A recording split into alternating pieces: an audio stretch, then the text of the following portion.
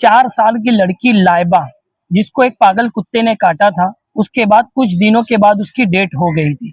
मजलिस इत्तेहादुल मुस्लिमीन ने भिवंडी तहसीलदार में आकर उस बच्चे के माँ बाप को दर्द को महसूस किया, तकलीफ को हमने महसूस किया। उसके बाद हमने यहाँ पर आकर तहसीलदार के अंदर आके हमने कंपनसेशन की बात की है।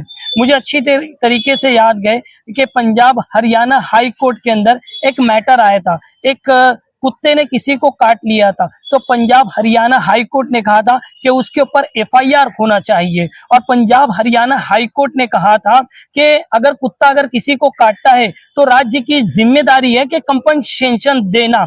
आज भिवंडी शहर के नौजवानों को, बुजुर्गों को एक मैसेज देना चाहता हूं कि भिवंडी शहर के नौजवानों, अगर आज जागरूक नहीं हुए, अगर आप आज बेदार नहीं हुए, तो याद रखना 4 साल की बच्ची लाइबा के मिला कोई इंसाफ नहीं दिला सकता। आप अगर जागरूक होंगे, हर मजलूम के साथ आप इंसाफ की आवाज को बुलंद कर सकते हैं। और एक्टिव होने की जरूरत है, जागरूकता लाने की जरूरत है। मुझे अच्छी तरीके से याद है कि लंदन के अंदर एक लोमड़ी ने एक बच्ची का उंगली काट के लेके चली गई थी, तो वहां के लोगों ने ऐसा प्रोटेस्ट किया, ऐसा एहतजाज किया कि वहां के मिनिस्टर को रिजाइन देना पड़ा है। भिवंडी शहर में कुत्ते ने बच्चे की उंगली को नहीं काटा है, बल्कि काटने के बाद उसकी डेथ हो गई है। पूरा शहर खामोश है, पूरे भिवंडी शहर में सन्नाटा छाया हुआ के। मैं कहता हूं संविधान के दायरे में रहकर हमें भिवंडी शहर के कॉरपोरेशन का घेराव करना है पूरा अमन तरीके से। कब तक हमारे बच्चे मरते रहेंगे, कब तक हमारी जानें जाती रहेगी?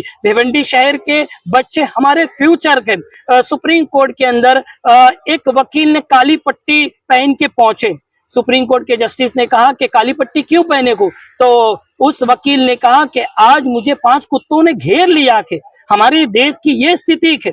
सुप्रीम कोर्ट ने कहा कि कुत्ते का काटने का आतंक बड़ा खतरनाक बनता जा रहा है। 2 महीना पहले मैंने भिवंडी कॉर्पोरेशन को लेटर दिया था कि कुत्ते, जो पागल कुत्ते हैं, जो आवारा कुत्ते हैं, उनको आइसोलेट किया जाए सिस्टम में रहकर। आपने क्या किया? अगर आप मेरे लेटर के ऊपर अगर आप काम करते तो लाइबा की मौत नहीं होती। आज लाइबा की रूह भिवंडी के लोगों को पुकार कर कह रही है मुझे जस्टिस चाहिए। और इस जस्टिस को लेकर हमने तहसीलदार में आके हमने मांग की है कि कंपनसेशन दिया जाए। हाई कोर्ट ने कहा अगर कुत्ता किसी को काटता है तो कंपनसेशन देना ये राज्य की जिम्मेदारी है।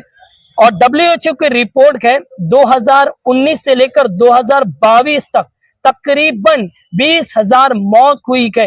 इक्तिदार की कुर्सी पे बैठने वालों, इस मौत का जिम्मेदार कौन है?